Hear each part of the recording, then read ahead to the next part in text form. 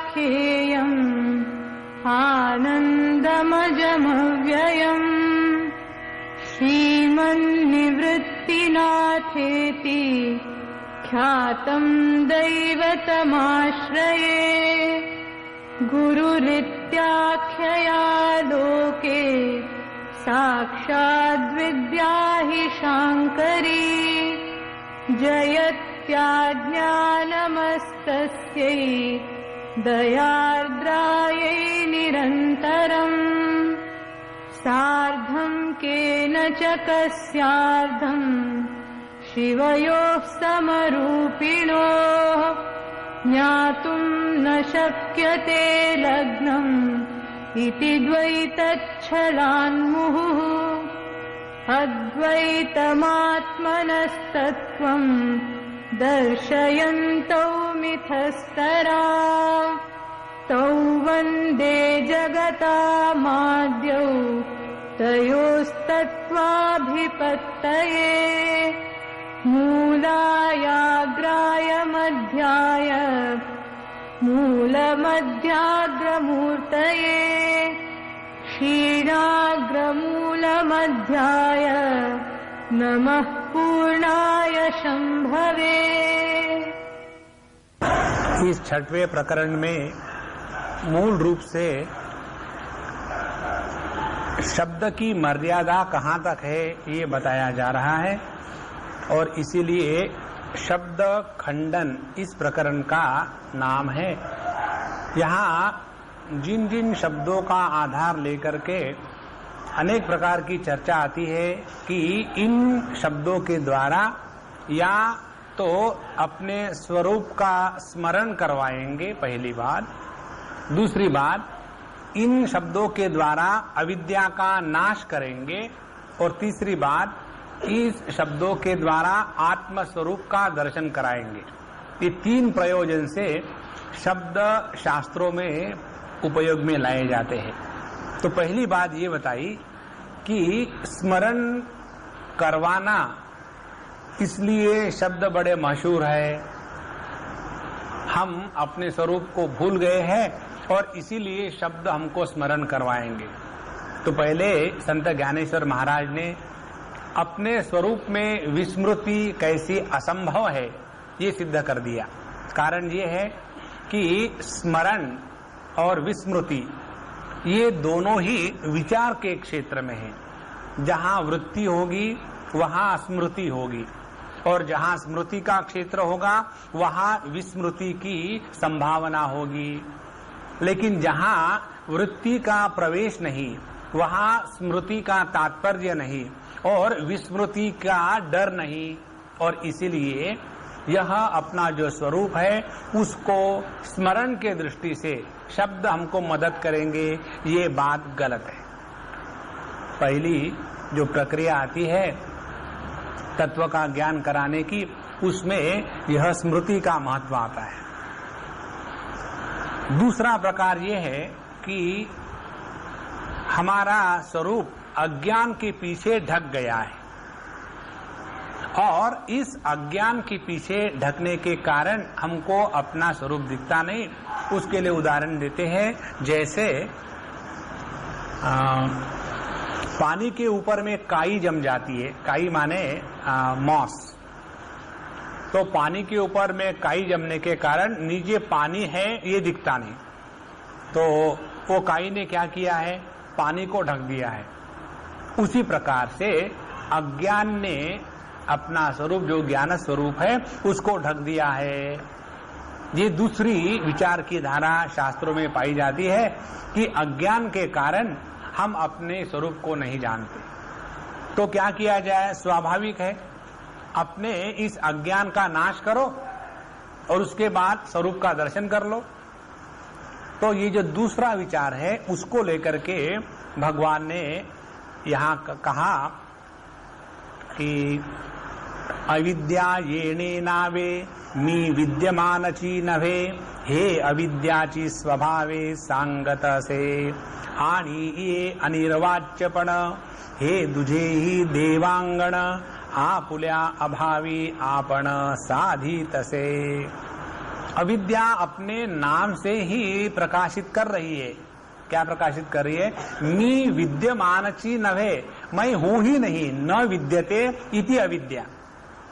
तो जो है ही नहीं अविद्या, और जिस अविद्या ने अपने स्वरूप को ढक के रखा है, वो न होने वाली अविद्या, उसको हम शब्दों के द्वारा पहले निराकृत करें और फिर अपने स्वरूप का दर्शन करें, ये भी अनावश्यक है।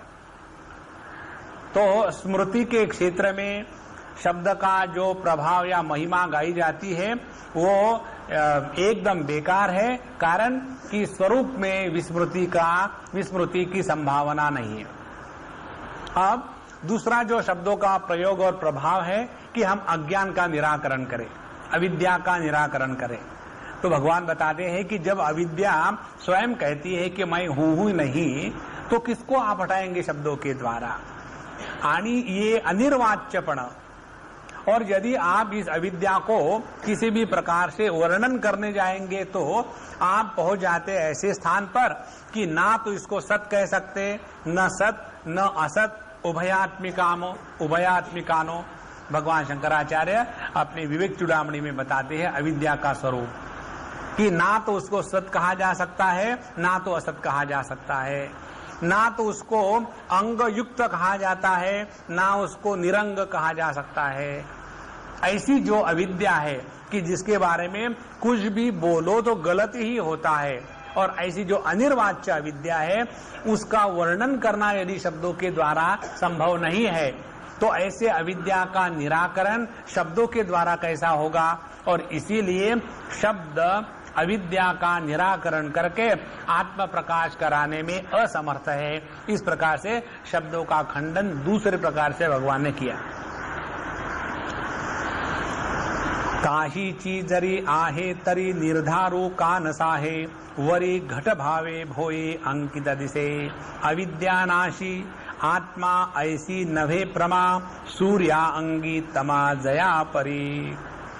जैसे कोई वस्तु हो तो उस वस्तु से तो कुछ ढका जा सकता है, या उन्होंने जो उदाहरण दिया है, काही चीज जरी आहे, यदि कोई चीज हो, जैसे कोई मटका हो, मटकों को हमने किसी जमीन पर रख दिया, तो जहां रख दिया मटके को जमीन पर, उतनी जो जमीन है वो मटके से ढक गई। लेकिन मटका का जो अभाव है, उस अभाव के द्वारा आप किसको ढाकोगे? तो जब अविद्या अभाव को कहते हैं, विद्या का अभाव माने जो है ही नहीं, तो ऐसे अभाव के द्वारा हम अपने स्वरूप को ये ढक गया है, ये कैसा कह सकते हैं? और इसीलिए अविद्या नाशी, पहले अविद्या का नाश करता है शब्द, और फिर आत्मा ऐसी, और फिर आत्मा का वर्णन करता है, और उसके बाद हमको प्रमा अपने स्वरूप का ज्ञान हो जाता है। ये तो ऐसे ही कहना है, कैसे? सूर्या अंगी तमा जया परी। तो सूर्य का दर्शन करना है तो पहले क्या करो? पहले सूर्य को जो अंधेरे ने ढक के रखा है, पहले सूर्य के ऊपर से अंधेरे का ढकना हटाओ। अब सूर्य के ऊपर में अंधेरे का ढकना ना तो कभी था, ना तो कभी उसको हटा सकते। उसी प्रकार से इस अज्ञान ने या अविद्या ने आत्मा को ढक के रखा है, तो पहले शब्द अपने प्रभाव से इस अज्ञान का, अविद्या का निराकरण करते हैं, और फिर आत्मा ऐसी, और फिर ये आत्मा है, इस प्रकार से जो कहते हैं, इस प्रकार से ज्ञान कराते हैं शब्द। यह गलत बात है, इसका कोई मतलब नहीं। अच्छा, यहां तक हमने पिछले बार देखा था। अब इस अविद्या या माया की जो नगरी है, इसकी विचारधारा प्रारंभ करते हैं। हे अविद्या तरी मायावी, परी मायावी पणची लपवी, साचा आली अभावी आपुले हे। और ये अविद्या ऐसी विचित्र माया से युक्त है कि वो अपना जो मायापन है वही पहले ढक देती है। माया के मायापन को ढकना माने माया को सत्यत्व की बुद्धि देना। जैसे किसी चोर ने अपने ये चोर होने का जो स्वभाव है उसको ढक दिया, तो क्या हुआ कि वो संभावित नजर आएगा, होगा चोर लेकिन दिखेगा संभावित। उसी प्रकार से यह अविद्या ऐसी माया स्वरूप है कि अपने माया स्वरूप को ही ढक देती है और उसी के कारण उसको सत्यत्व प्राप्त होता है। लेकिन असलियत क्या है? कहते हैं साचा आली अभावी आपुले है। असल में उसका अभाव है, लेकिन उसने अपने अभाव को माया के कारण ऐसा सत्यत्व प्रदान कर दिया है, तो ऐसे लगता है कि अविद्या है, माया है, और जब तक ये माया के चक्कर से नहीं हटेंगे तब तक कि हम जीवन में कुछ प्राप्त नहीं कर सकते। अपने महाराष्ट्र के साधु संतों के जो अनेक विचार आते हैं, उसमें एक विचार ये आता है कि हमने अपने गुरु महाराज के प्रसाद से यह भवसागर की नदी हम तर गए, और जब तरने के बाद सोचा कि गुरु महाराज को थैंक्स गिविंग डे के दिन थैंक्स दे दे, और जब पीछे मुड़ के देखा कि गुरु महाराज कहाँ है और वो नदी जिसको तैर के चले गए, तो ना तो मिली नदी और ना मिले गुरु महाराज। क्यों? कि जो अभाव है उसको हम किससे हटाएंगे? तो साचा आली अभावी आपुले है। तो यह अविद्या अपने ही इस माया के गुण के कारण उसने अपने अभाव को अस्तित्व प्रदान कर दिया है। देखो, ये भगवान के शब्द बड़े कॉन्ट्रडिक्शंस निर्माण करते हैं। अपने अभाव को उन्होंने अस्तित्व प्रदान कर दिया है। इसीलिए माया की एक परिभाषा शास्त्रों में आती है, that which exist in its own absence is called as the creation of maya. ऐसे लगता है वाक्य तो बोल के, लेकिन बोले क्या समझ में नहीं आया है। स्वभावाधिकरणे अस्तित्व माया, स्व अभाव अधिकरणे अस्तित्व, existing in one's own absence. How can something exist in one's own absence? That is the beauty. Take an example about the blueness of the sky. Now, where it is existing? It is existing. If it is not existing, how do we see that? We can see that. तो आकाश नीलिमा है।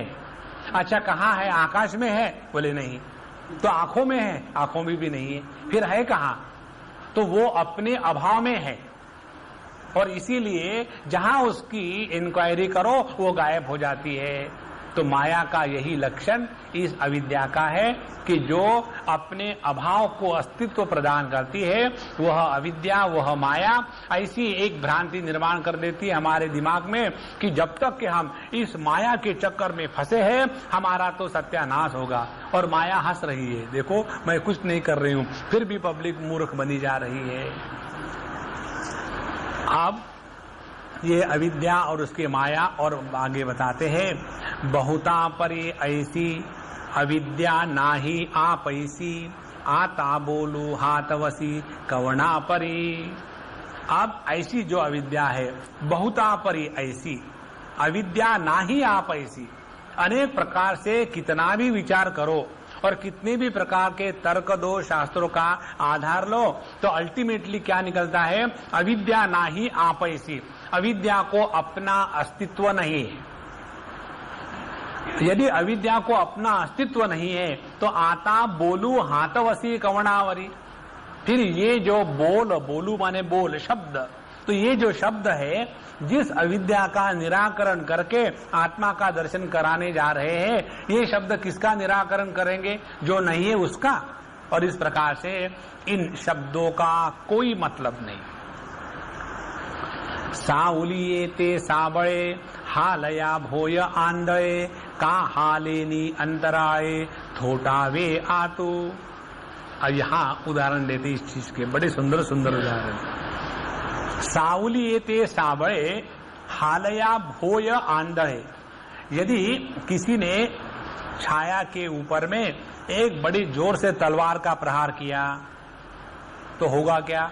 भोय आंधळे, वो जो तलवार है वो जाकर के जमीन को लगेगी, उस छाया को स्पर्श नहीं करेगी। कि हालेनी अंतराळे थोटावे हाथों, या तो हमने उस तलवार को, छाया ऐसी गिर रही है और जमीन पर दिखती है, तो जमीन पर उस पर छाया को जो पड़ रही है उसको मारो तो वो केवल जमीन को ही चोट आएगी, छाया को नहीं आएगी। तो ठीक है, ये छाया कहाँ से आ रही है?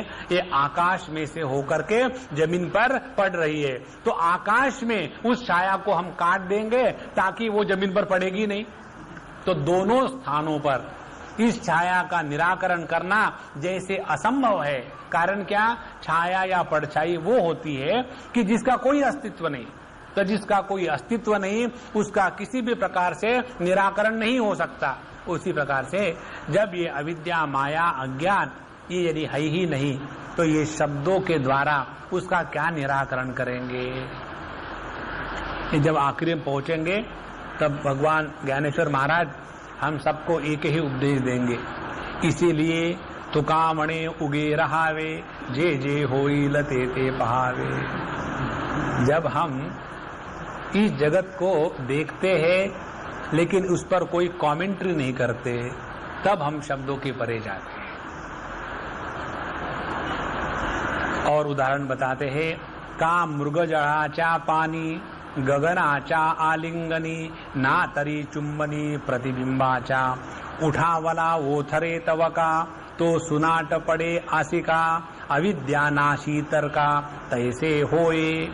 ये 3 तर्क देने के बाद कहते हैं, इस प्रकार से अविद्या का नाश शब्दों के द्वारा होता है। ये ऐसा ही है। ये कैसा है? वो तर्क देते हैं कि मृग जड़ाचा पानी, किसी को बड़ी प्यास लगी है तो उसने सोचा चलो जाकर के ये जो मृग जल है, मिराज वाटर्स, उसको एक गिलास पी ले तो अपनी प्यास बुझ जाएगी। या गगनाचा आलिंगनी, किसी ने आकाश को आलिंगन देने का प्रयत्न किया। तीसरी बात, नातरी चुंबनी प्रतिबिंबाचा, जैसे बच्चे अपना चेहरा देखते हैं आईने में और उसको बड़ा प्यार आकर के उस प्रतिबिंब का चुंबन करने जाते हैं, तो वो चुंबन प्रतिबिंब को कभी भी नहीं छूता। तो उठावला वो थरे तवका, और जब उठावला कोई उठ करके ये ऊपर की 3 चीज करने को देखे, मृग जल से प्यास बुझावे, या गगन को, आकाश को आलिंगन देवे, या प्रतिबिंब का चुंबन करे, तो उठावला वो थरे तवका, जहां तवका माने जैसे किया उसी समय, तो सुनाट पड़े असिका, तो उसको उससे कोई लाभ नहीं होगा। कारण ना तो मृगजल है, ना तो गगन आकाश है, ना तो प्रतिबिंब है। ये केवल भासते हैं, होते नहीं। अविद्यानाशी तर्का तैसे होए। ये जैसे अनावश्यक कार्यकलाप है, उसी प्रकार से शब्दों के द्वारा अविद्या का नाश होता है, ये वैसे ही अनावश्यक है। ऐसी अविद्या नाशावी, हे वाहे लजो जीवी, तेने साली काढ़ावी आकाशाची। देखो कैसी सुंदर बात बताते हैं। ऐसी जो अविद्या है, जो है ही नहीं, वो सोचता है कि हम इस अविद्या का नाश कर देंगे। तो पहले उसको कहे जाओ कि आकाश के छिलके उतारो। आकाश के छिलके उतारने के बाद जो नीचे बचा रहता है वो आकाश है, और फिर उसका नाश करो। तो जैसे आकाश के छिलके नहीं होते, कारण क्या? आकाश ही नहीं तो छिलके काहे के हो गए? तो जो अविद्या है ही नहीं, उसका शब्दों के द्वारा खंडन करेंगे, ये असंभव है। अब ये कैसे असंभव है? फिर उदाहरण देते। तेने शेरी गया दोहावी, गुड़घा वास पाहावी, वाळवुनी काचरी करावी सांजवेळीची। देखो कैसी बढ़िया। तेने शेरी गया दोहावी, ये जो बकरियां होती है उनमें गले में स्तन होते हैं, 2 लटके हुए, उसको कहते हैं ये जो शेरी माने अज, तो अजास्तन। तो बकरी के एक तो जिसमें से दूध निकलता है वो नॉर्मल स्तन होते हैं, और दूसरे गले में लटके होते हैं। तो स्तन में से दूध निकलता है, हाजी निकलता है। तो तेने शेरी गड़ा दोहावी, तो यदि उसको दूध मिलेगा तब जाकर के ये अविद्या का नाश शब्दों के द्वारा होगा। दूसरी गुड़घा वास पाहावी, किसी ने गुड़घा माने अपने घुटने, किसी ने अपने घुटने के द्वारा जगत को देखने का प्रयत्न करावा। तीसरी बात वाळवुनी काचरी करावी सांजवेळीची, सांज ये शब्द मराठी में इसके ऊपर उन्होंने पन किया है। सांजोरी एक कोई पदार्थ होता है, हमको मालूम नहीं कैसे होता है, और सांजोरी और सांजवेड़ माने शाम का समय। तो सांजोरी माने यदि बनानी है तो शाम का समय जिसको सांजवेड़ कहते हैं, सांजवेड़ लेकर के उसकी सांजोरी बनाओ और खूब खिलाओ किसी को, अपने सन इन लॉ को। वाळूनी काचरी करावी सांजवेळेची। तो ये जैसे असंभव है, वैसे इस शब्दों का सहारा लेकर के जो अस्तित्व में नहीं है, ऐसे अज्ञान का नाश करो। जांभाई वाटूनी रसू, तेने काढावा बहुवसू, कालऊनी अळसू, मोदळा पाजावा। अब पहले तो बात बताई कि किस प्रकार से पहले दूध इकट्ठा करो और फिर उसको कैसा बनाना है अपने घुटने से देखो, फिर सांजवेळे लेकर के उसकी काचोरी वो सांजोरी बनाओ। उसके बाद उसको डालने के लिए रस की जरूरत पड़ती है। तो रस कहाँ से करो? जांभाई वाटूनी रसू। जांभाई माने यॉनिंग, तो जमाई, जवाई नहीं जमाई, ये तो जवाई वाटूनी रसू, ऐसे मत करना। तो यॉनिंग को निचोड़ करके उसमें से रस निकालो। तेने काढ़ावा बहुवसु, और कालऊनी अळसू, अळसू माने लेजीनेस, और फिर उसमें टेस्ट लाने के लिए थोड़ा आलस्य लेना और वो उस रस में डाल देना। उसके बाद मोदड़ा पाजावा। मोदड़ा माने एक मिट्टी का डॉल, मिट्टी की गुड़िया, ऐसे मिट्टी की गुड़िया को ये चीज पिलानी खिलानी चाहिए। और तो पाटा पाणी परतू, पडली सावली उलथू, वारियाचे तांथू वळू सुखे। ऐसा जो व्यक्ति है वो वही कर रहा है। पाटा पानी परतू, वो चाहता है कि पानी नीचे से लेकर के ऊपर तक बहना प्रारंभ करे। पडली सावली उलथू, काफी समय से हम खड़े हैं और वो जो शैडो हमारी ऐसी पड़ी है, अब इसको थोड़ा पलट ले, उसको पीछे में पीठ में दर्द आ रहा हो। तो पडली सावली उलथू, वारिया चेताथू वळू सुखे। और वारिया माने पवन, वायु, तो वायु के धागे लेकर के उसकी रस्सी बनावे। और तो बागुलाते मारू, प्रतिबिंब खोळे भरू, तळहातीचे विंचरू केश सुखे।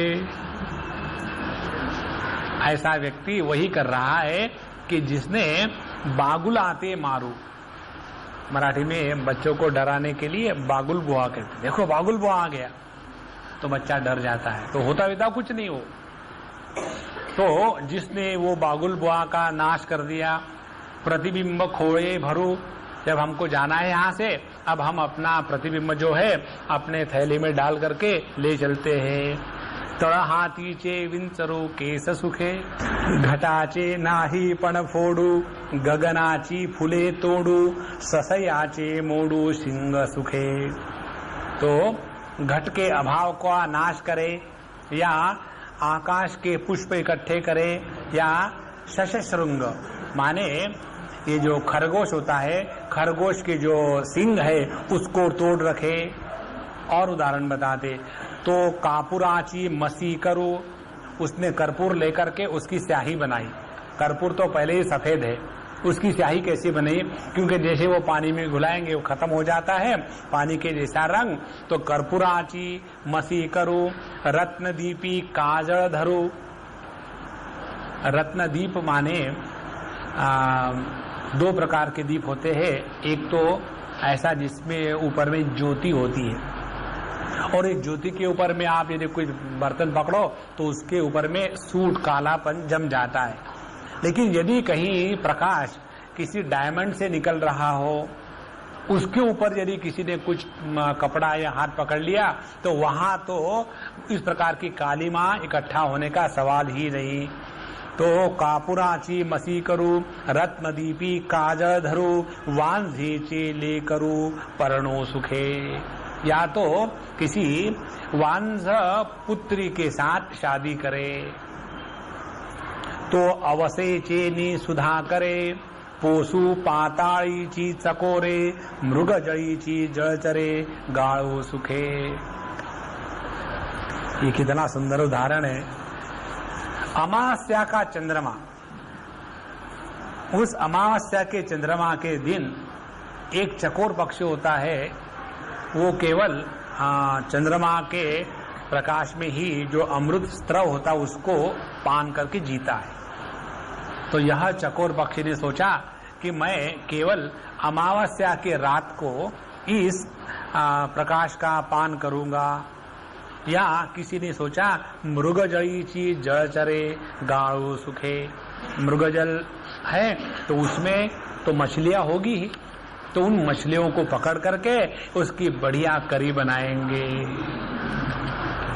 अहो हे किती बोलावे, अविद्या रचिली अभावे, आता काई नाशावे शब्दे येणे। तो पिछले जो 5-6 ओवियों में उदाहरण दिए उसका अब उन्होंने कंक्लूजन किया।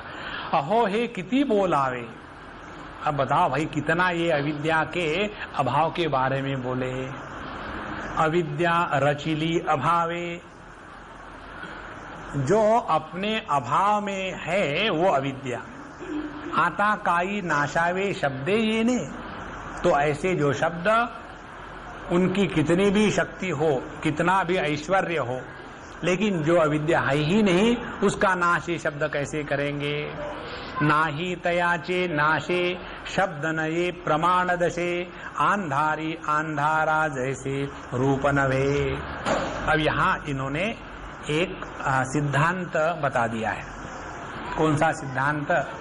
हमारे शास्त्रों में प्रमाण विचार यह एक बहुत बड़ा विषय आता है।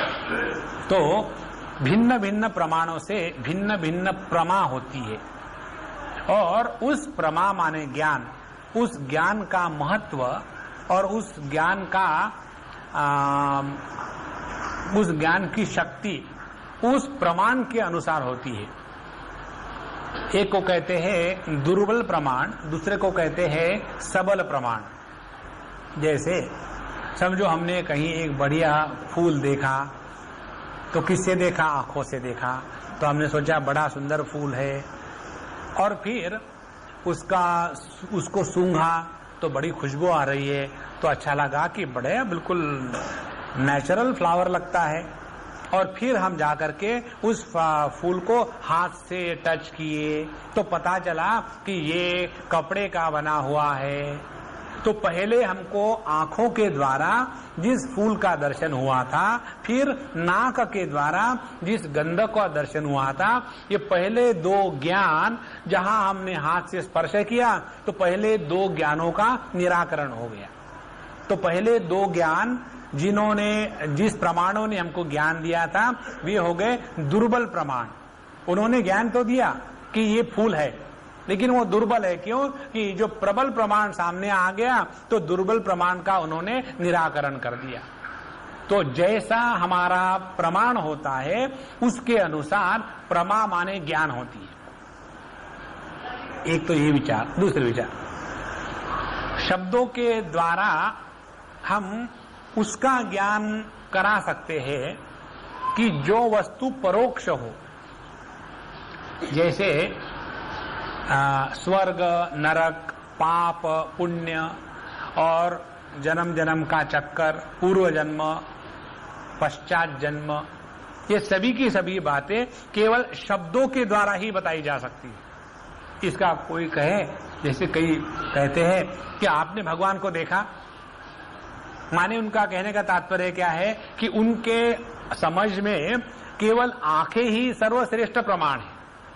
यदि आपने आंखों से भगवान को नहीं देखा तो भगवान है ही नहीं, आपको भगवान का दर्शन हुआ ही नहीं। कारण क्या? उन्होंने केवल आंखों को ही सर्वश्रेष्ठ प्रमाण माना है। फिर उनको पूछो आपने इलेक्ट्रॉन प्रोटॉन देखा है? नहीं देखा। मालूम है क्यों नहीं देखा? क्योंकि वो है ही नहीं। तो क्या जरूरत है कि केवल आंखों के द्वारा जो देखते हैं वही चीज होती है? बोले नहीं जी, बुद्धि के द्वारा भी समझ में आती है। तो बुद्धि के द्वारा समझ में आने के लिए जो प्रमाण होता है वो है शब्द प्रमाण। तो शब्दों के द्वारा भी अनेक प्रकार का ज्ञान होता है। जैसे एक शब्दों का प्रयोग इसलिए करते हैं कि कोई वस्तु इस प्रकार से करने से प्राप्त होती है। जैसे आपने यदि इतने व्रत किए, इतने प्रकार के आपने मंदिरों में गए, इतने दिन का फास्ट रखा, तो उसके बाद आपके जीवन की ये समस्या समाप्त हो जाएगी। तो ये कहने से थोड़ी होता है, उसके बाद करना पड़ता है। तो शब्दों के द्वारा क्रिया की अपेक्षा, या हमको बताया किसी ने, आप यदि यहां से चले जाओ तो 3 दिन में पंढरपुर पहुंच जाओगे। तो हमने कहा ठीक है जी, और जाकर सो गए, तो पंढरपुर थोड़ी पहुंचेंगे। तो उस ज्ञान को जो हमने शब्द के द्वारा प्राप्त किया है, उसके बाद कर्म की अपेक्षा है, फिर जाकर के हमको ज्ञान या वो वस्तु प्राप्त हो जाती है। तीसरा शब्द का प्रयोग होता है जो वस्तु जैसी है उसका वैसा निरूपण करना। जैसे ये घड़ी है, अब इसमें this is the statement of fact, उसमें और कुछ बनाना, बताना, बिगाड़ना ये नहीं है। उसी प्रकार से शब्दों के द्वारा हम अविद्या का नाश, आत्मा का दर्शन, अपने स्वरूप में जो विस्मृति है, विस्मृति को निकालना, ये सभी की सभी बातें शब्दों के साथ शास्त्रकारों ने लगाई हुई है। इसीलिए कहते हैं शब्द सबसे श्रेष्ठ और बलवान प्रमाण है। हम लोग जो अपने गुरु महाराज के पास जाते हैं, शास्त्रों का अध्ययन करते हैं, तो उसमें क्या करते हैं? केवल शब्द के ही तो साथ रहते हैं। तो हम कहते हैं कि हमने अपने हमारे गुरु महाराज से शब्द ले लिया और उसके बाद हमारा अज्ञान समाप्त हो गया और हमको अपना दर्शन हो गया। तो यहाँ इस अज्ञान को, अविद्या को नाश करने के लिए जो शब्द नाम का सबसे बड़ा प्रबल प्रमाण माना गया था, उसका वास्तव में देखा जाए तो कोई मतलब नहीं। इसीलिए हमने आपको पहली बार बताया था कि संत ज्ञानेश्वर हमने जिनको जिनको आलंबन करके पकड़ के रखा है ना आज तक, वो सब खींच लेंगे, किसी को नहीं छोड़ेंगे और फिर सिद्ध करा देंगे कि सभी के आधार तुम स्वयं हो। जब तक कि हम निराधार होकर के जीना नहीं सीखते, तब तक के सबका आधार मैं हूं, ये ज्ञान नहीं हो सकता। त्यागे नहीं के अमृतत्व मानसु। तो त्याग, पहले तो हम लोग सोचते हैं कि हमको त्याग करना है अपनी मियाँ बीबी का, बच्चों का, घर का, दुकानदारी का, पैसे का, बैंक बैलेंस का। ये तो बहुत घटिया त्याग हो गया है। वो कब थे अपने कि जिसका त्याग करोगे? हमने अपने पत्नी का त्याग कर दिया, कब थी वो तुम्हारी? हमने अपने पैसे का त्याग कर दिया, कब वो अपने थे? इस दुनिया की कोई चीज अपनी नहीं कि जिसका हम त्याग कर सके। फिर अपना क्या होता है? हमने इतनी साधना करी, हमने इतनी मालाएं घुमाई, हमने इतना भगवान का नाम ले लिया। ये जब तक के हमने कुछ किया है और करने के द्वारा परमात्मा की प्राप्ति कराएंगे, तब तक हम अज्ञान के क्षेत्र में। और इसीलिए इन शब्दों के द्वारा हम कुछ भी हासिल नहीं कर सकते। सबसे श्रेष्ठ साधना है जितना हो सके स्वाभाविक शांत रहे। हम लोगों की शांति होती है ट्रैफिक लाइट के पास के कार के जैसी। कभी कभी ट्रक होते, कभी कभी टैंकर होते, डर लगता है फिर शुरू होगी कि नहीं होगी, तो चलने दो। नाही तयाचे नाशे, तो जो नहीं है अविद्या, उसका नाश करने वाले ये शब्द न ये प्रमाण दशे। और इसीलिए जिन शब्दों को इतना बड़ा महत्व दे दिया था कि शब्द प्रमाण सर्वश्रेष्ठ प्रमाण है, ये सब बात एकदम गलत है। शब्द न ये प्रमाण दशे, ये कैसा है? उदाहरण फिर देते हैं। आंधारी आंधारा जैसे रूप नवे। अंधेरा कहाँ रहता है? अंधेरे में। तो अंधेरे का क्या रूप है? तो जैसा अंधेरे का रूप देखने को जाओ तो प्रकाश की आवश्यकता है, क्योंकि बिना प्रकाश के रूप रंग नहीं दिखता। और यदि अंधेरे का रूप देखने के लिए अंधेरे में घुस जाओ तो स्वयं भी नष्ट हो जाएंगे। उसी प्रकार से अंधारा अंधारी जैसे रूप नवे। अविद्येची नाही जाति। शब्दों का प्रयोग 5-6 प्रकार से होता है।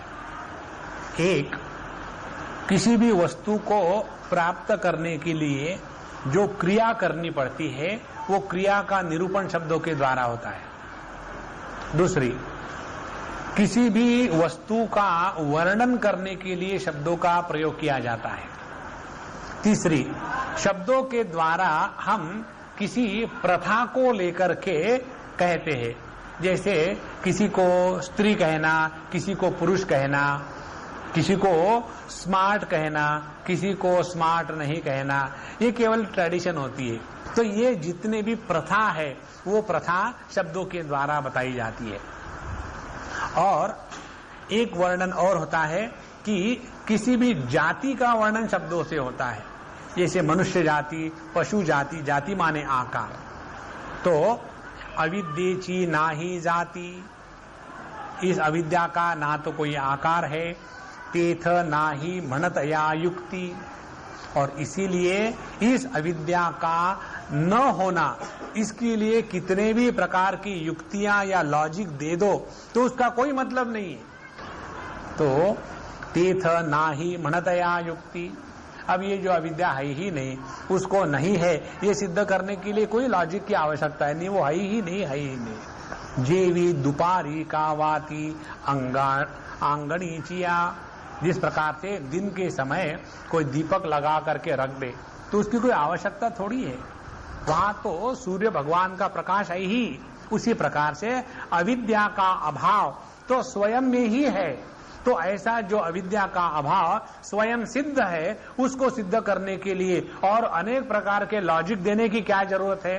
जैसे सूर्य को दीपक जलाना दिखाना अनावश्यक है, उसी प्रकार से जिसका अभाव है, ऐसे अविद्या का अभाव है, ये सिद्ध करने के लिए लॉजिक देने की क्या जरूरत है। और इसीलिए अविद्या है ही नहीं, तो ऐसी जो अविद्या नहीं है उसका नाश शब्दों के द्वारा कैसे होगा। ये तो वैसे ही है। फिर उदाहरण देते हैं, न पेरिता सेती जे की सवगणिया जाति तया लाजे परवती जोड़ी आहे। किसी व्यक्ति ने पेरिता न सेती, सेती माने खेत, किसी ने कभी कुछ बोया नहीं खेतों में, ना तो ज्वार बोई ना तो चावल बोया, और उसके बाद बिना बोने के बाद यदि उसका हार्वेस्ट लेने के लिए चले जावे कि नहीं, लोग सभी लोग जा रहे अपने अपने खेतों में हार्वेस्टिंग करने के लिए, तो चलो अपन भी जाते हैं। अरे महात्मा जी, पहले उन्होंने बोया था, आपने बोया था क्या? नहीं, हमको क्या मालूम बोना पड़ता है। उसी प्रकार से तो उस ऐसे व्यक्ति की स्थिति क्या होगी? तया लाजे परवती जोड़िया है, तो वो तो अपने ही ऐसे कर्म से लज्जास्पद जीवन जी रहा है। खवणियाचा अंगा जेने केला वळघा तो न करी करिताची उगा घरी होता। ख माने आकाश, जिसने ये निश्चय कर लिया कि अब मैं आकाश में चढ़ूंगा और खूब उसने प्रयत्न किया, तो उसका नतीजा क्या निकलेगा? वो जो घर में बैठा हुआ था वही बैठा रहेगा। न करिताची उगा घरी होता। यदि किसी ने पूछा आपको कि भाई आपने क्या किया इस संडे को, तो ये उत्तर देना कि हमने इस संडे को आकाश में चढ़ने का बड़ा प्रयत्न किया और खूब चढ़े आकाश। तो जैसे आकाश में चढ़ना माने कुछ न करना है, उसी प्रकार से अविद्या का अस्तित्व नहीं है ये सिद्ध करना वैसा ही है जिसकी आवश्यकता नहीं, उसके बारे में बोल रहे। पाणियावरी वरखू होता के असे विशेखू अविद्या नाशी उन्मेखू फाका आवाज ऐसा। पाणियावरी वरिखू, वरिखू माने वर्षा। यदि समुन्दर पर वर्षा होवे तो होता के असे विशेखू, श को ख कहते थे। जैसे जो ऋग्वेदी ब्राह्मण होते हैं, ये वेदों का पाठ करने वाले, या शुक्ल यजुर्वेदी, वे श को ख कहते। सहस्त्र शीर खा पुरुखा, वो पुरुषा नहीं कहते, पुरुखा कहते, मूर्खा जैसा पुरुखा। तो पाणिया वरी वरिखू, वरिखू मीन वर्षा, तो जैसे पानी पर वर्षा होना, उसमें कोई विशेषता नहीं है, क्यों कि उसमें कोई नई चीज नहीं होती। उसी प्रकार से अविद्या नाशी, अविद्या का नाश करने के बाद उन्मेष फाकावा माने उसके बाद ज्ञान का प्रकाश दिख पड़ता है, ये वैसा ही अनावश्यक है। अब ये 60वें ओवी तक उन्होंने मूल रूप से क्या क्या बताया, इसका हम एक बार विश्लेषण कर ले, फिर आगे जाए। पहले तो उन्होंने शब्दों की महिमा गाई और शब्द कैसे बढ़िया होते हैं वो बताया। फिर बताया ये इतने बड़े शब्द जो है, इनका हमको अपने स्वरूप के बारे में विस्मरण कराने के लिए कई लोगों ने प्रयोग लाया, लेकिन जब हमारे स्वरूप में विस्मृति है ही नहीं तो बेचारे शब्द अनावश्यक हो गए। फिर दूसरा विचार बताया था कि हमको अपने स्वरूप के अज्ञान के कारण दुख होता है, तो अज्ञान के नाश के लिए शब्दों का प्रयोग किया जाता है। फिर ये सिद्ध कर दिया कि अज्ञान या अविद्या है ही नहीं, तो इसका नाश शब्द क्या करेंगे। अब तीसरी जो विचारधारा है इस अध्याय की, कि यह जो शब्द है अपने स्वरूप का भान करा देते हैं, अपने स्वरूप का निर्देशन या वर्णन करके। अब ये बात 60वें के बाद नया प्रसंग प्रारंभ करते हैं। जैसे माप मापपणे श्लाघे जव आकाश मऊ न रिगे तम पाहता वाओगे दीपाचे जन्म। माप माने नाप, जिसके द्वारा हम कुछ नापते हैं। उस नाप की महिमा कब तक है, जब तक के ये नाप आकाश को छोड़ करके किसी दूसरे वस्तु को नापे तब। यदि किसी ने समझो दूध नापने का जो नाप है और उस दूध नापने के नाप से यदि दूध को नापा तो उस नाप का कोई महत्व है। तो यदि कोई नाप ले ले और वो नाप के द्वारा आकाश ही नापना है तो वो व्यर्थ है। उसी प्रकार से तम पाहता वाओगे दीपाचे जन्म। यदि कोई कहे कि हमने दीपक जला दिया कमरे में, सिर्फ थोड़ी सी कमी है, क्या अंधेरा है, तो यदि दीपक जलाने के बाद अंधेरा बचा रहता है तो वो दीपक जलाने का जन्म तो व्यर्थ हो गया। उसी प्रकार से यदि कोई कहे कि हमने शब्दों के द्वारा अविद्या का नाश कर दिया, उस अविद्या का जो थी ही नहीं, तो उसको काट देने के बाद अब शब्दों का प्रयोग कर रहे हैं कि हमने शब्दों के द्वारा आत्मा को प्रकाशित कर दिया। और आत्मा क्या है, स्वयं प्रकाशित है। तो जो स्वयं प्रकाशित है उसको शब्दों के द्वारा प्रकाशित कर दिया है। अब इसके बारे में उदाहरण देते हैं। तो यहां से क्या प्रसंग प्रारंभ होता है कि जिस प्रकार से शब्दों का प्रयोग स्मृति के लिए या अज्ञान के नाश के लिए नहीं हो सकता, उसी प्रकार से शब्दों का प्रयोग अपने स्वरूप का दर्शन कराने में भी अनावश्यक है, असंभव है। गगनाची रस सोए जी भजई आरोगु जाए मग रसना हे होए आडनाव की। आडनाव ये शब्द केवल मराठी में ही है। आडनाव का मतलब ये है कि जो नाव के पीछे छिप करके रहता है उसको कहते हैं आडनाव। इस प्रकार से गगनाची रस सोए, यदि किसी ने आकाश से बना हुआ एक पदार्थ उसको अपने जीवा से टेस्ट करना शुरू कर दिया, जी बजई आरोगु जाए, तो आकाश क्या है, आकाश को रस यह गुणधर्म नहीं है। तो आकाश का जो रस गुणधर्म नहीं है, ऐसे आकाश का यदि कोई पदार्थ बनाया जाए और उसको जिह्वा के द्वारा आरोगु जाए माने टेस्ट करने को प्रयत्न करे, तब उसको कहना पड़ेगा कि इसकी रसना है। तो ये रसना है, जैसे आडना होता है नाम के लिए वाघ है, और है एकदम बकरी से भी डरपोक। उसी प्रकार से कोई कहे कि हमने आकाश के द्वारा बनाई हुई वस्तु का टेस्ट किया है और इसीलिए हमारे मुख में जिह्वा है, तो वो केवल आडनाव हो गया। नवतेची वल्लभे, अब इसके लिए फिर उदाहरण दे। नवतेची वल्लभे आहेव पण का शोभे खाता केळीचे गाभे न खाता गेले। यदि कोई विधवा स्त्री अपने ऊपर नवतेची वल्लभे माने जिसका पति नहीं है, ऐसी जो विधवा स्त्री है उसने यदि सौभाग्य के सभी की सभी चीजें पहन ली है, तो चूंकि उसने सौभाग्य के सभी अलंकार इत्यादि पहन लिए हैं, तो उसके द्वारा उसका पति जिंदा नहीं होता, वो वैसी की वैसी ही रहती है। उदाहरण दूसरा देते हैं, खाता के नीचे गाभे।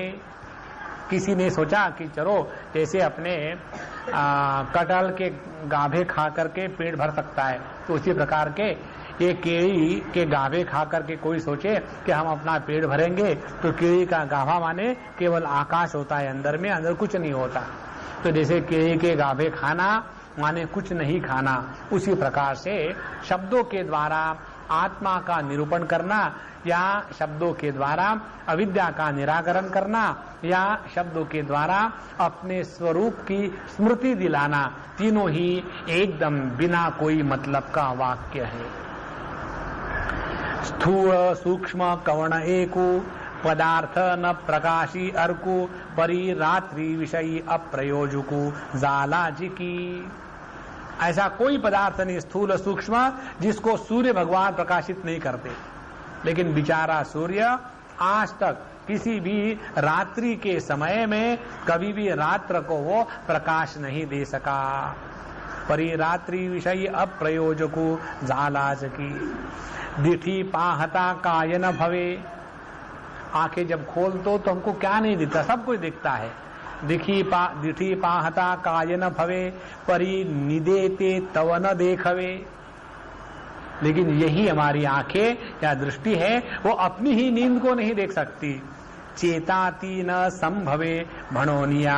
और उसी प्रकार से कोई भी व्यक्ति जो सो नहीं रहा है उसको जगाना जैसे असंभव है। जो शब्द सभी चीजों का वर्णन कर सके, लेकिन ये तीन क्षेत्र में उसका कोई प्रयोजन नहीं। विस्मृति का निराकरण, अज्ञान का हटाना और स्वरूप का दर्शन करना। चकोराचिया उद्यमा, लटके पणाची सीमा, जरी दिहाची चंद्रमा, गिवसु वैसे। उसी प्रकार से जो चकोर पक्षी है, इसने यदि सोचा कि रोज मैं कैंडल लाइट डिनर करके करके थक गया हूं। चकोर पक्षी कभी भी दिन को नहीं खाता, जैसे रोजे में हमेशा रात को खाते हैं ना, तो चकोर पक्षी भी वैसा, उसका जीवन भर का रोजा है। वो केवल चंद्रमा के प्रकाश में ही खा सकता है, अन्यथा नहीं। तो ये चकोर पक्षी ने सोचा कि सभी लोग दिन को खाते हैं, हम भी ट्राई करें। और इसीलिए चकोराचिया उद्यमा, उसने उद्यम ट्राई किया। क्या? जरी दिहाची चंद्रमा, दिन के समय जो चंद्रमा उगता है उससे जो अमृत वर्षा होगी उसको हम खा करके रहेंगे। तो वो उसका जो कार्यकलाप है, जैसे लटके पणाची सीमा माने मूर्खता की मर्यादा है, उसी प्रकार से इन शब्दों के द्वारा आत्मा का निरूपण करना अनावश्यक है। नुसधीयेची साचा, मुका होए वाचकाचा, अंतराळी पायांचा पैंधा होए। यदि किसी व्यक्ति को हाथ में पढ़ने के लिए कोरा कागज दे दिया, पढ़ो, तो उसको चुप रहो ये कहने के जगह में उसके हाथ में कोरा कागज दे दिया कि तुम पढ़ो जरा इसको, जोर से पढ़ना। तो कोरे कागज को पढ़ने वाला जैसे अपने आप चुप ही रहता है, उसी प्रकार से जो अभाव स्वरूप अविद्या है उसका नाश शब्दों के द्वारा होना, माने कोरा कागज पढ़ करके जैसे शब्द निर्माण होते हैं उसी प्रकार की बात है। नुसधीचिया साचा, मुका होए वाचकाचा।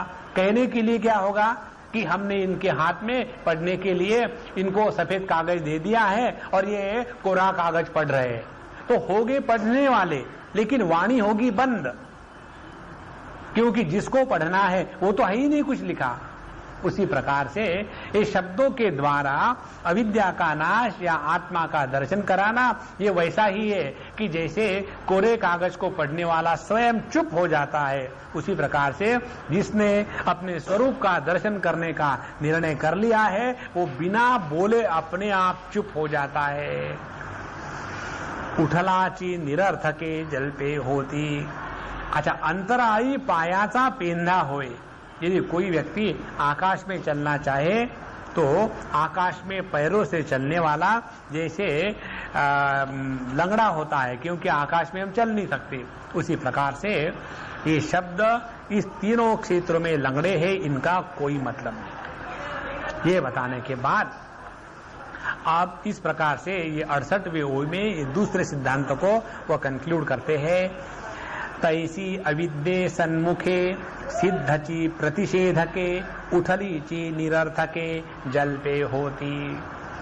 तो अविद्येची सन्मुखे, अविद्या के सामने, प्रतिषेधके सिद्धची जल्पे होती। प्रतिषिद्ध के माने इस अविद्या का निराकरण करने के लिए जिन जिन शब्दों का प्रयोग, जिन जिन तर्कों का प्रयोग कर दिया है, वो सभी के सभी जल्पे होती। जल्प माने निरर्थक वांग्मय या निरर्थक बोलना। जैसे आजकल की नई कविता है, उनको जल्प कह सकते हैं। जल्प माने जिसको पढ़ने के बाद जल्प माने पी जाओ, पानी पीने की आवश्यकता पड़ती है, उसको कहते हैं जल्प। उसमें से मतलब कुछ नहीं निकलता। तो तैसे अविद्ये सन्मुखे सिद्धची प्रतिषेधके उठलीची निरर्थके जल्पे होती। जैसे एक उदाहरण बहुत बार देते हैं भगवान शंकराचार्य इस चीज को सिद्ध करने के लिए कि यदि कोई ऐसा कहे कि एक वंध्या पुत्र अपने शादी के लिए जब निकला तब उसने आकाश पुष्प के अलंकार बनाए और शशश्रुंग का उसने धनुष्य बाण लिया, और ऐसे ये राजपुत्र ने जाकर के एक सूखी नदी पर जो पुल बंधा हुआ था उसमें से उस रथ से गए और दूसरे साइड की जो सेना थी उसको अनाश कर दिया, और उसके बाद उसने स्वयंवर में उस राजकन्या का अपहरण कर दिया। तो कहने के लिए तो ये ग्रामेटिकली ठीक है, लेकिन इन शब्दों का कोई अर्थ नहीं। निरर्थक का तात्पर्य क्या है? निरर्थक का तात्पर्य ये है कि हम जो शब्द कहते हैं उस शब्द का अर्थ होता है। जैसे हम समझो केमिस्ट के पास चले गए और उसको बताया प्रिस्क्रिप्शन डॉक्टर ने लिख दिया है। डॉक्टर का प्रिस्क्रिप्शन वो होता है कि वो आम आदमी नहीं पढ़ सकता, खास आदमी पढ़ सकता है। तो आप देखो कुछ तो लिखा है और उसके पास चले जाओ। जैसे उसके पास चले गए, उसने यदि कहा कि ये क्या लिखा है जी समझ में नहीं आता, तो जो लिखा है वो निरर्थक होगा, क्योंकि उसका कुछ अर्थ ही निकलता नहीं। यदि किसी को समझ में आया और उसमें लिखा है कि एनासिन, तो जहां एनासिन उसने शब्द समझ लिया पढ़ करके, उसी समय उस शब्द का जो अर्थ है गोली, वो गोली उसके सामने आ जाएगी। प्रत्येक शब्द का अर्थ हमारे सामने आता है। लेकिन यदि कोई ऐसे शब्द हो जैसे वंध्यापुत्र, वंध्यापुत्र माने एक वांझ स्त्री का लड़का। अब वांझ स्त्री वो होती है कि जिसका कोई बच्चा नहीं होता, अब उसका बच्चा, ये शब्द ग्रामेटिकली ठीक है लेकिन निरर्थक है, उसका कोई अर्थ नहीं। जैसे दूसरा उदाहरण लेते हैं कि शशश्रुंग, खरगोश के सिंग, शब्द ठीक है लेकिन उसका कोई अर्थ नहीं। मृगजल या मिराज वाटर्स कहने के लिए है पानी, लेकिन पानी नहीं होता। आकाश नीलिमा कहने के लिए है लेकिन कोई ठोस अर्थ या वस्तु नहीं है। उसी प्रकार से इन शब्दों के द्वारा हम कितना भी प्रयत्न करें और कहे कि हमने अविद्या का निराकरण किया, तो ये शब्द जो अविद्या का निराकरण करने वाले हैं निरर्थक है। कारण क्या? उन शब्दों ने उस अविद्या का निराकरण किया है कि जिसका कभी अस्तित्व ही नहीं था। उसी प्रकार से तैसे अविद्ये सन्मुखे सिद्धची प्रतिषेधके उठलीची निरर्थके जल्पे होती। अब आप लोगों को समझ में आया होगा, जब हम आप लोगों को कहते हैं चलो ब्लफ मारेंगे, तो ये इसका अर्थ है। परमात्मा के बारे में जो भी बोलो वो झूठ होगा, क्योंकि परमात्मा शब्दों का, वाणी का विषय नहीं है। और जो जगत जिसका अस्तित्व कभी था ही नहीं, ऐसे मिथ्या जगत का जो भी वर्णन करेंगे वो सत्य कैसा होगा?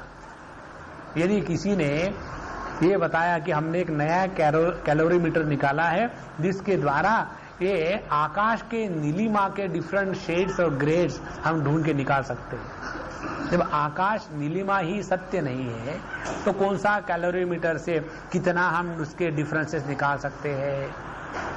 उसी प्रकार से इस जगत में चाहे आप भगवान के बारे में बोलो, चाहे जगत के बारे में बोलो, सभी के सभी इकट्ठे होकर के झूठ बोल रहे हैं। एक आध होते हैं शेर दिल, वो कहते हैं कि हम झूठ बोल रहे हैं, और बाकी बिजली दिल वो कहते हैं कि नहीं देवाची शपथ, I will tell the truth and nothing but the truth. The truth is that which can be spoken of. तैसे अविद्ये सन्मुखे सिद्धची प्रतिषेधके उठली ची निरर्थके जलते होती। इसीलिए ये शब्द निरर्थक है। इन सब के परे जाने के लिए जब हम शांति का प्रयोग शुरू कर देंगे तब कहीं जाकर के इन शब्दों की महिमा जितनी गाई थी उतनी नहीं होती। अब ये 69वें ओवी से फिर ये शब्द का जो दूसरा स्वरूप है आत्म स्वरूप का निर्दर्शन करने के लिए उसमें क्या क्या कमियां हैं ये बताएंगे। जब हमको शब्दों का त्याग करना है तो शांति को सुनने का अभ्यास करना पड़ता है।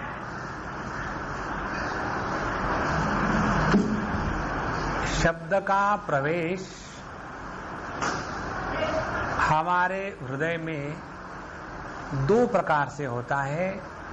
एक बाहर से शब्दों को सुन करके, और दूसरा इन शब्दों के संस्कार जो हमारे हृदय में रहते हैं उन हृदयों में रहने वाले संस्कारों से शब्द का ज्ञान होता है।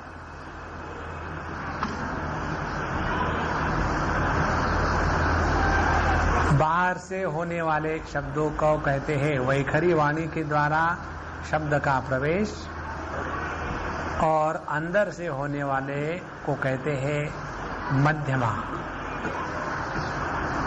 इन दोनों को जीतना माने शब्द को निरर्थक बनाना, ना किसी की तारीफ ना किसी की निंदा, और ना अपने मन में किसी भी वस्तु का कभी भी कोई भी चिंतन। इसका जब अभ्यास बना रहेगा तब हम शब्द निरर्थक है ये समझना प्रारंभ किए।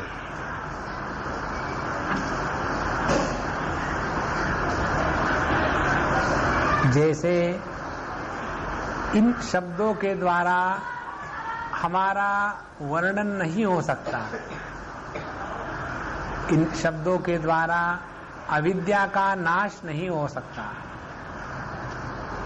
इन शब्दों के द्वारा विस्मृति को नष्ट नहीं किया जा सकता। क्यों? कि अपने स्वरूप में इन सब का अभाव है। तो जो व्यक्ति अपने स्वरूप में निष्ठा प्राप्त करना चाहता है उसने इन शब्दों के प्रति हमेशा उदासीन रहना सीखना चाहिए। तुल्य निंदा स्तुतिर मौनी संतुष्टो ये न के नचित।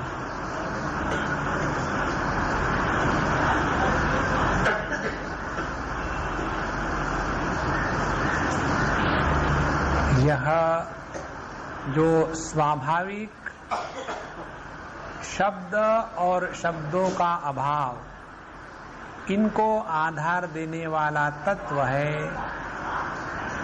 वह शब्दों के पकड़ में नहीं आता और शांति से उसमें कुछ प्राप्ति नहीं है और शब्दों के कारण उसमें कोई हानि नहीं है। यह मैं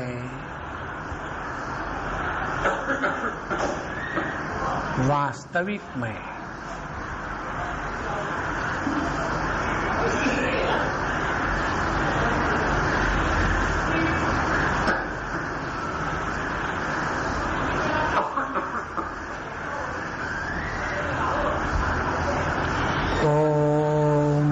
पूर्णमदः पूर्णमिदं पूर्णात् पूर्णमुदच्यते पूर्णस्य पूर्णमादाय पूर्णमेवावशिष्यते।